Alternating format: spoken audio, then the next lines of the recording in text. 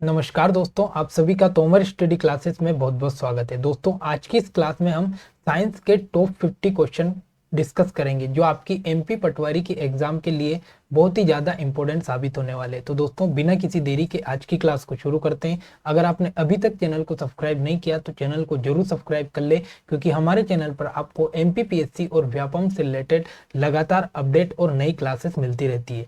तो सबसे पहला क्वेश्चन आपके सामने आता है कि वनस्पति संवर्धन से संबंधित विज्ञान की शाखाओं को क्या कहते हैं। मोस्ट इंपोर्टेंट क्वेश्चन है और विज्ञान की शाखा अक्सर एग्जाम में पूछी जाती है। तो याद रखना, वनस्पति संवर्धन से संबंधित विज्ञान की जो शाखा है उसे कहते हैं हॉर्टिकल्चर। इंपोर्टेंट क्वेश्चन है, हॉर्टिकल्चर इसे कहते हैं। ऑप्शन नंबर बी इसका राइट आंसर है। अगला क्वेश्चन आपके सामने आता है कि स्पर्मोलॉजी में किसका अध्ययन किया जाता है। ये भी इंपॉर्टेंट क्वेश्चन है और फिर विज्ञान की शाखा से क्वेश्चन पूछा गया है कि स्पर्मोलॉजी में किसका अध्ययन किया जाता है। तो याद रखना, इसमें किया जाता है आपका बीज का अध्ययन। तो ऑप्शन नंबर बी इसका राइट आंसर है। अगला क्वेश्चन, एग्रोस्टोलॉजी में किसका अध्ययन किया जाता है। तो याद रखना, जो एग्रोस्टोलॉजी है, ये नाम से आपको समझ में आ रहा है कि एग्रो मतलब घास होती है, तो एग्रोस्टोलॉजी में किसका अध्ययन किया जाएगा, तो घास का अध्ययन किया जाएगा। अगला क्वेश्चन, पीडोलॉजी में किसका अध्ययन किया जाता है। तो याद रखना, जो पीडोलॉजी है, पीडोलॉजी के अंतर्गत भूमि का अध्ययन किया जाता है। तो ये भी इंपॉर्टेंट हो जाता है कि भूमि के अध्ययन को क्या कहते हैं, तो भूमि के अध्ययन को कहते हैं पीडोलॉजी। अगला क्वेश्चन, पौधों को नाम देने वाले विज्ञान को क्या कहते हैं। इंपॉर्टेंट क्वेश्चन है कि जो पौधों को नाम दिया गया, पौधों को अलग अलग भागों में बांटा गया, उस विज्ञान को क्या कहते हैं। तो याद रखना है, उस विज्ञान को कहते हैं वर्गीकी। तो मोस्ट इंपॉर्टेंट है, वर्गीकी के अंतर्गत पौधों के अलग अलग भाग का यहाँ पर अध्ययन किया जाता है। अगला क्वेश्चन, निम्नलिखित में से किसे वर्गीकी का पितामह कहा जाता है। इंपॉर्टेंट क्वेश्चन है और कई बार एग्जाम में क्वेश्चन पूछा गया कि वर्गीकी का पिता किसे कहते हैं। तो याद रखना, वर्गीकी के जो पिता है वो कहलाते हैं लीनियस। तो ऑप्शन नंबर बी इसका राइट आंसर है। अगला क्वेश्चन, सूक्ष्म जीव मिलते हैं। मोस्ट इंपोर्टेंट क्वेश्चन है कि जो सूक्ष्म जीव है ये कहाँ पर मिलते हैं, तो रेतीली मिट्टी में, लवण युक्त पानी में या दलदली भूमि में। तो इसकी अगर हम बात करें तो उपरोक्त सभी जगह पर आपको सूक्ष्म जीव मिलते हैं। अगला क्वेश्चन आपके सामने कि विषाणु वृद्धि करता है। इंपोर्टेंट क्वेश्चन है कि जो विषाणु है या वायरस है ये अपनी वृद्धि कहाँ पर करते हैं। तो याद रखना है, ये जीवित कोशिकाओं में अपनी वृद्धि करते हैं। इंपोर्टेंट क्वेश्चन है, कई बार एग्जाम में क्वेश्चन पूछा गया है कि विषाणु कहाँ पर वृद्धि करते हैं, तो जीवित कोशिका में ही विषाणु अपनी वृद्धि कर सकते हैं। अगला क्वेश्चन, साबूदाना किससे बनाया जाता है। ये भी इंपोर्टेंट क्वेश्चन है कि जो साबूदाना है ये किसका बना होता है। तो याद रखना है, जो साबूदाना है ये साइकस का बना होता है। तो ऑप्शन नंबर डी, साइकस के द्वारा बनाया जाता है साबूदाना। अगला क्वेश्चन, फूलों का अध्ययन क्या कहलाता है। यहाँ पर फिर विज्ञान की शाखा से क्वेश्चन पूछा गया, तो जो फूलों का अध्ययन है इसे क्या कहते हैं, तो पोमोलॉजी कहा जाता है। इंपोर्टेंट क्वेश्चन लगाकर लिख लेना, कई बार एग्जाम में क्वेश्चन पूछा गया कि फूलों के अध्ययन को क्या कहते हैं, तो पोमोलॉजी कहते हैं। अगला क्वेश्चन है, द्विनाम पद्धति के प्रतिपालक है। इंपोर्टेंट क्वेश्चन है कि जो द्विनाम पद्धति है ये किसके द्वारा दी गई। तो याद रखना है, द्विनाम पद्धति के जनक कौन है, तो लीनियस है। इंपोर्टेंट क्वेश्चन है, द्विनाम पद्धति के जनक कौन है, लीनियस है।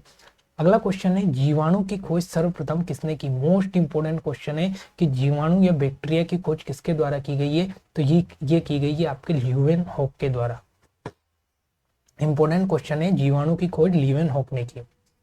अगला क्वेश्चन, जिन पौधों पर बीज बनते हैं किंतु पुष्प नहीं लगते हैं वो क्या कहलाते हैं। इंपोर्टेंट क्वेश्चन है कि ऐसे पौधे जिन पर बीज तो बनते हैं लेकिन पुष्प नहीं बनते हैं वो क्या कहलाते हैं, तो वो कहलाते हैं अनावर्त बीजी। इंपोर्टेंट क्वेश्चन याद रखना है, अनावर्त बीजी किसे कहते हैं, जिस पर बीज तो बनते हैं लेकिन पुष्प नहीं लगते हैं। अगला क्वेश्चन, जीवाणुओं की साधारण आकृति क्या होती है। तो याद रखना है, जो जीवाणुओं की जो साधारण आकृति है वो एक छड़ के रूप में होती है। मोस्ट इंपोर्टेंट क्वेश्चन है कि जो बैक्टीरिया या जीवाणु है उनका आकार कैसा होता है, तो एक छड़ के रूप में उनका आकार दिखाई देता है। अगला क्वेश्चन, जो जीवाणु आकार में सबसे छोटे होते हैं वो क्या कहलाते हैं। तो याद रखना है, जो जीवाणु आकार में सबसे छोटे वो कहलाते हैं गोलाणु। इंपोर्टेंट क्वेश्चन है, जो जीवाणु आकार में छोटे होते हैं उन्हें गोलाणु कहते हैं और जीवाणु का आकार कैसा होता है, तो छड़ के आकार का होता है। अगला क्वेश्चन, निम्नलिखित में से कौन सा रोग बैक्टीरिया से होता है। मोस्ट इंपोर्टेंट क्वेश्चन है और दोस्तों याद रखना है, रोग से हर बार एग्जाम में 1 या 2 नंबर के क्वेश्चन पूछे जाते हैं, तो सारे रोग आपको याद करना है। यहाँ पर अगर देखें तो तपेदिक या टीबी रोग की हम बात करें, जो माइकर ट्यूबरकुलोसिस नामक बैक्टीरिया से होता है, तो वो टीबी की जो बीमारी है बैक्टीरिया के द्वारा होती है। अगला क्वेश्चन है कि मानव की आंत में पाया जाने वाला जीवाणु है। इंपॉर्टेंट क्वेश्चन है कि जो मानव है उसकी आंत में कौन सा जीवाणु पाया जाता है, तो ये पाया जाता है एशेरिसिया कोलाई। इंपॉर्टेंट नाम है एशेरिसिया कोलाई, इंपॉर्टेंट नाम याद रखना है। अगला क्वेश्चन, एंटीबायोटिक्स अधिकांशतः पाए जाते हैं। जो एंटीबायोटिक्स होते हैं या रोग प्रतिरोधक क्षमता वाले जितने भी पदार्थ होते हैं ये किस में पाए जाते हैं, तो याद रखना है ये पाया जाता है आपके आवर्त बीजों में। इंपॉर्टेंट क्वेश्चन यहाँ पर आपको याद रखना है। अगला क्वेश्चन, निम्नलिखित में से सबसे छोटा जीव है। इंपॉर्टेंट क्वेश्चन है कि सबसे छोटा जीव कौन सा है, तो याद रखना है ये आपका माइकोप्लाज्मा। और अगर आपसे पूछे कि सबसे छोटी कोशिका कौन सी है, तो ये भी कौन सी होगी, माइकोप्लाज्मा। इंपॉर्टेंट आपको याद रखना है। अगला क्वेश्चन है, निम्नलिखित में से कौन सा रोग जीवाणु के द्वारा होता है। जीवाणु का मतलब बैक्टीरिया, और बैक्टीरिया से कौन सा रोग होता है, तो यहाँ पर आपको दिखाई दे रहा है हैजा। जो हैजा रोग है ये किसके द्वारा होता है, तो ये बैक्टीरिया के द्वारा होता है। अगला क्वेश्चन, निम्नलिखित में से किसके द्वारा दूध खट्टा होता है। इंपॉर्टेंट क्वेश्चन है कि जो दूध का खट्टा होना ये किसके कारण होता है, तो याद रखना है ये बैक्टीरिया के कारण दूध का खट्टा होना होता है। मोस्ट इंपोर्टेंट जो बैक्टीरिया होता है उसी के द्वारा दूध यहाँ पर खट्टा होता है। अगला क्वेश्चन, सर्वप्रथम विषाणु की खोज किसके द्वारा की गई। मोस्ट इंपोर्टेंट क्वेश्चन है कि जो विषाणु या वायरस है इसकी खोज किसने की, तो याद रखना ये की है इवानोवस्की ने। किसने की है, इवानोवस्की के द्वारा यहाँ पर विषाणु की खोज की गई है। अगला क्वेश्चन है, चेचक के लिए टीके का विकास किसने किया। इंपॉर्टेंट क्वेश्चन है और कई बार एग्जाम में पूछा गया है कि जो चेचक है इस चेचक का टीका किसने खोजा, तो याद रखना है जो चेचक का टीका है ये एडवर्ड जेनर के द्वारा खोजा गया। इंपॉर्टेंट क्वेश्चन है, एडवर्ड जेनर के द्वारा चेचक का जो टीका है वो खोजा गया। अगला क्वेश्चन है, दूध के दही के रूप में जमने का कारण क्या है। मोस्ट इंपोर्टेंट क्वेश्चन है कि जो दूध है वो दही में किसके कारण जमता है, तो वो जमता है लैक्टोबैसिलस बैक्टीरिया के कारण। अभी पिछला क्वेश्चन पूछा गया कि दूध का खट्टा होना या दूध का दही में बनना दोनों एक ही बात है, और ये कौन से बैक्टीरिया के कारण होता है, तो ये होता है लैक्टोबैसिलस के कारण। इंपॉर्टेंट क्वेश्चन आपको याद रखना है। अगला क्वेश्चन, निम्न में से कौन स्वपोषी है। इंपॉर्टेंट क्वेश्चन है कि स्वपोषी कौन है, तो याद रखना है जो स्वपोषी है ये कौन है, तो जो शैवाल है ये शैवाल स्वपोषी है क्योंकि ये अपना भोजन स्वयं बनाते हैं। अगला क्वेश्चन, टिक्का रोग किसमें होता है। इंपॉर्टेंट क्वेश्चन है कि जो टिक्का रोग है ये किसमें होता है, तो याद रखना है जो टिक्का नामक रोग है ये किसमें होता है, तो ये यहाँ पर होता है आपका ज्वार में। ठीक है, तो ज्वार में आपका टिक्का रोग होता है, और कई बार मूंगफली में भी ये रोग होता है। अगला क्वेश्चन, HIV द्वारा होने वाला रोग है। इंपॉर्टेंट क्वेश्चन है कि HIV या ह्यूमन इम्यूनो वायरस के द्वारा जो रोग होता है वो कौन सा है, तो वो है आतशक, या उसको अपन कहते हैं एड्स। ठीक है, तो आतशक ये रोग है।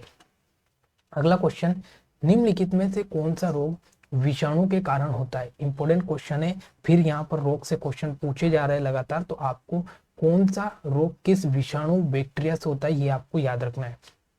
तो इसका राइट आंसर होगा ऑप्शन नंबर सी, जो चेचक है ये विषाणु या वायरस के द्वारा होता है।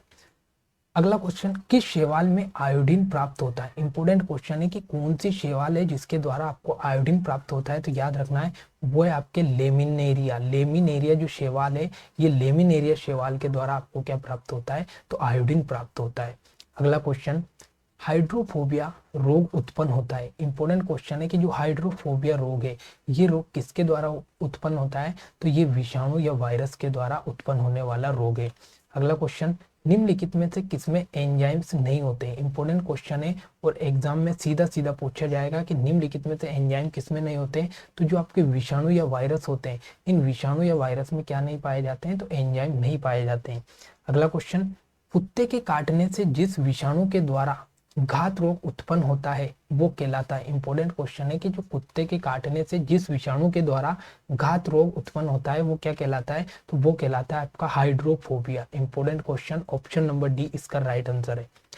अगला क्वेश्चन, सोर्स क्या है। इंपॉर्टेंट क्वेश्चन है और एग्जाम में पूछा गया क्वेश्चन है कि सोर्स क्या है, तो याद रखना सोर्स क्या है, तो विषाणु जनित रोग है। इंपॉर्टेंट क्वेश्चन है सोर्स क्या है, तो ये एक प्रकार का विषाणु जनित रोग है और ये कोरोना वायरस के समकक्ष माना गया रोग है सोर्स। ठीक है, अगला क्वेश्चन, खसरा निम्नलिखित संक्रमण के कारण होता है। जो खसरा है वो किसके द्वारा होता है, तो याद रखना है जो खसरा है ये विषाणु या वायरस के द्वारा होने वाला रोग है। ठीक है, तो दोस्तों ये आज के टॉप 50 क्वेश्चन थे जिसमें अपन ने प्रमुख विषाणुओं से संबंधित रोग देखे, बैक्टीरिया से संबंधित रोग के भी यहाँ पर क्वेश्चन पूछे गए, और विज्ञान की जितनी भी शाखाएं इंपॉर्टेंट वहां से संबंधित रोग अपन ने यहाँ पर डिस्कस कर लिए। दोस्तों आगे भी लगातार ये क्लास इसी प्रकार से चलती रहेगी। अगर क्लास अच्छी लगे तो चैनल को जरूर सब्सक्राइब करें और अपने दोस्तों के पास शेयर करें।